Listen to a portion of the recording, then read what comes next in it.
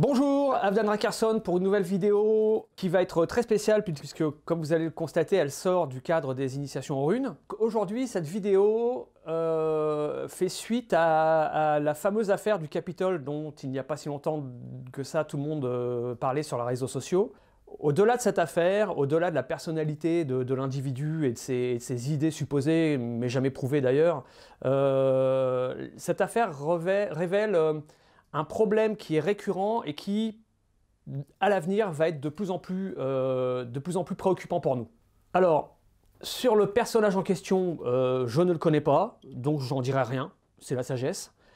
Plus intéressant a été le comportement de la presse, qui est pourtant attendu sans surprise et sans originalité sur le sujet. Cette polémique sur le Wahlknut et la reductio ad Hitlerum qui en est faite, eh bien, comme nous allons le voir, c'est un phénomène qui n'est pas nouveau et par la suite on verra que ça va pas s'arranger.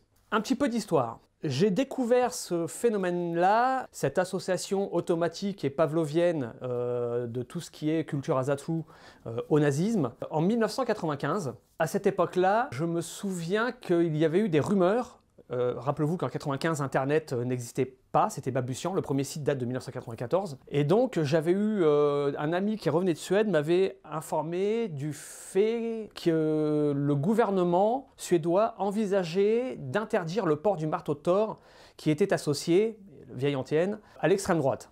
C'était une rumeur à l'époque et pour avoir des informations, c'était pas toujours facile. Et je me souviens que j'avais préparé un petit texte qui est ici, voilà, qui s'intitulait « De l'Azatrou et du fascisme », qui était très court, ça tenait sur ces deux pages-là. Et j'avais fait une lettre pour demander des explications, d'abord si c'était vrai, confirmation de la chose, et faire une déclaration préalable au consulat de Suède qui existait à l'époque à Rouen. Donc je me rappelle que j'étais allé directement sur place pour mettre mon courrier dans leur boîte aux lettres. Pour information, j'attends toujours leur réponse. Cette affaire-là avait quand même eu un écho, puisque les informations qui ne se diffusaient pas par Internet, puisque je vous l'ai dit, ça n'existait pas, ou peu, ça se diffusait par ce qu'on appelait des fanzines. Les fanzines, ce sont des petits magazines faits souvent photocopiés à la Ronéo qui tenaient sur généralement une double page, etc. On parlait de tout, de musique, de culture, etc. Et il y avait aussi des fanzines politiques ou métapolitiques.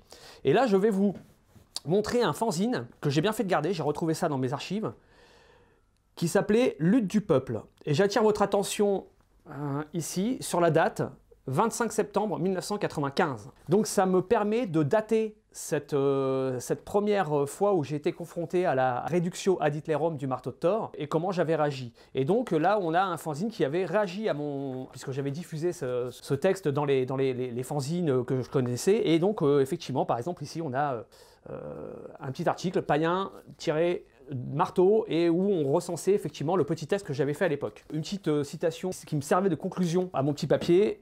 Citation de Freya Aswin, « Ce n'est pas possible que l'odinisme soit associé au nazisme.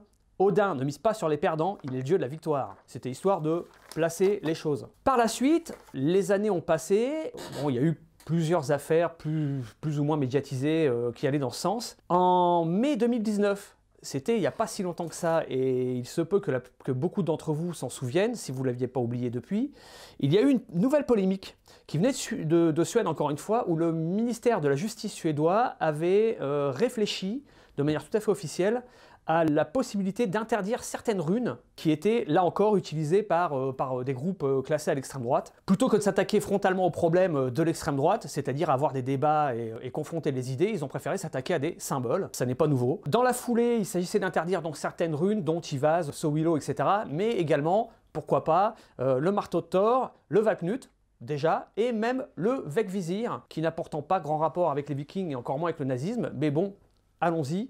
Aujourd'hui, nous sommes donc en 2021 et il y a eu cette affaire du Capitole et nous avons donc encore une fois une nouvelle offensive idéologique contre ce qu'il faut bien identifier comme étant notre culture et notre religion. Et cette fois-ci, cette affaire est bien plus grave dans le sens où elle annonce d'autres affaires à venir et des offensives beaucoup plus sévères.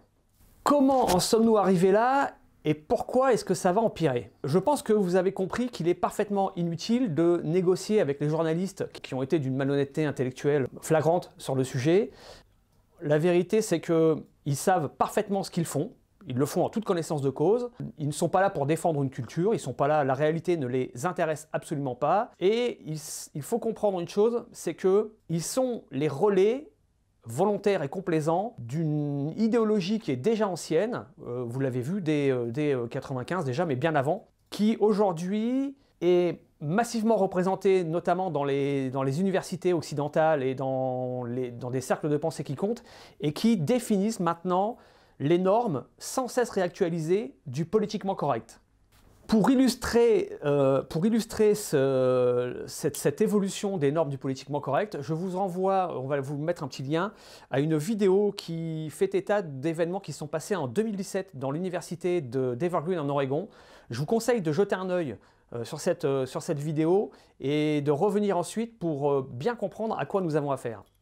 Depuis 2017 donc, et les événements déjà graves de l'université d'Evergreen, la situation a évolué, si on peut dire, et nous en sommes maintenant arrivés à ce qu'on appelle la cancel culture. C'est un mot-clé, je vous recommande de taper ça dans la barre de recherche pour vous faire une idée de ce que c'est, parce que là on arrive vraiment dans les situations plus que préoccupantes. Et cette cancel culture, pour bien illustrer le fait, il faut traduire ce que veut dire le mot cancel. Cancel culture. Cancel, c'est annuler.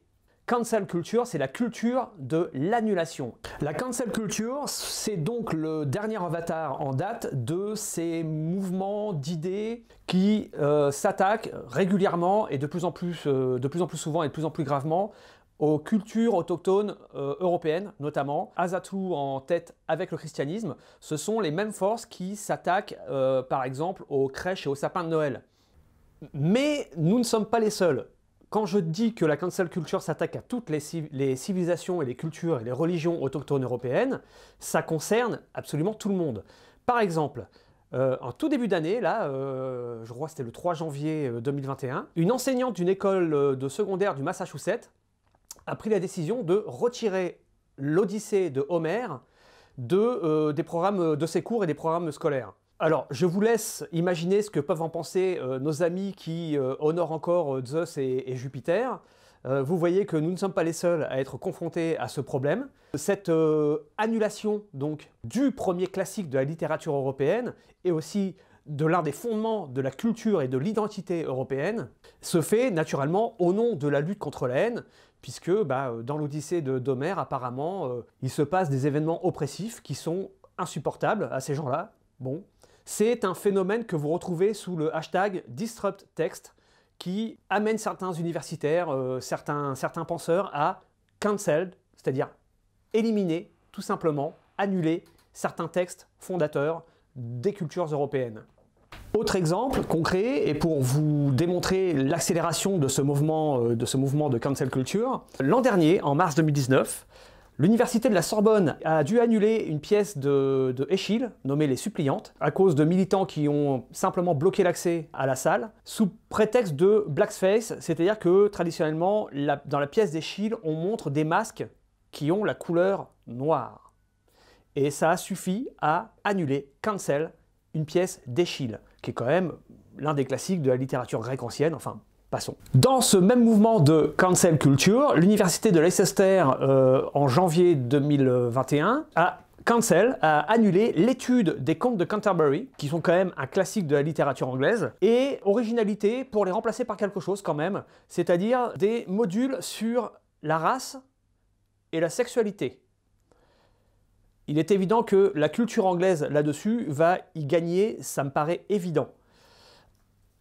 Vous le voyez, le problème va beaucoup plus loin que la simple affaire d'un chaman au Capitole. C'est vraiment quelque chose qui est de plus en plus préoccupant parce que ce mouvement de cancel culture est de plus en plus massivement représenté dans les cercles de pensée, dans les universités, et le monde politique et le journalisme s'en fait l'écho complaisant, et ce sont eux qui définissent les nouvelles normes du politiquement correct. J'ai déjà donné cette formule, mais aujourd'hui nous en sommes là. Et pour conclure, en fait, vous l'aurez compris, c'est un mouvement qui ne s'arrêtera pas là, qui n'a aucune intention de s'arrêter là, qui ne s'arrêtera devant aucun argument rationnel, qui ne s'arrêtera devant aucun fait historique, qui n'a que faire de la réalité et de ce que vous pensez, et qui n'a qu'un seul objectif, cancel. To cancel, annuler l'Azatu, annuler le christianisme, annuler toute culture européenne. Vous pouvez porter le marteau de Thor, et quels que soient vos sentiments vis-à-vis de l'extrême droite ou peu importe, de toute façon, pour ce mouvement-là, ça ne compte pas. Vous portez le marteau de Thor, vous êtes un nazi. Le raccourci qui est fait, qui sera fait de plus en plus, qui sera appuyé, et quoi que vous disiez, quels que soient vos tatouages, quelles que soient vos actions et vos discours, de toute façon, ça se résumera à ça. Vous portez le marteau de Thor, vous vénérez Taranis, ou Perkun, ou Zeus ou Jupiter, vous êtes chrétien, pour eux, tout est dans le même sac, ce sont des cultures qui sont oppressives, ce sont des cultures qu'il faut supprimer, qu'il faut annuler. Voilà, fin de cette vidéo qui était plus un coup de gueule qu'autre chose. Mais vous l'aurez compris, c'est quelque chose d'important, c'est un sujet qui est préoccupant et auquel de toute façon nous allons être confrontés, que nous le voulions ou pas, quoi que nous pensions de tout ça. C'est la première fois que je fais un coup de gueule sur Internet. Ceci dit, que ça ne vous empêche pas de liker, de partager, de cliquer sur la petite cloche pour faire vivre cette chaîne tout simplement. On va revenir donc à d'autres vidéos sur le cadre strict des initiations aux runes. Et d'ailleurs, je vais me permettre de vous annoncer que le prochain sera dédié sur le nom des runes. Comment connaît-on le nom des runes, notamment du vieux Fusark. Voilà, il ne me reste plus qu'à vous saluer. À très bientôt pour une nouvelle vidéo.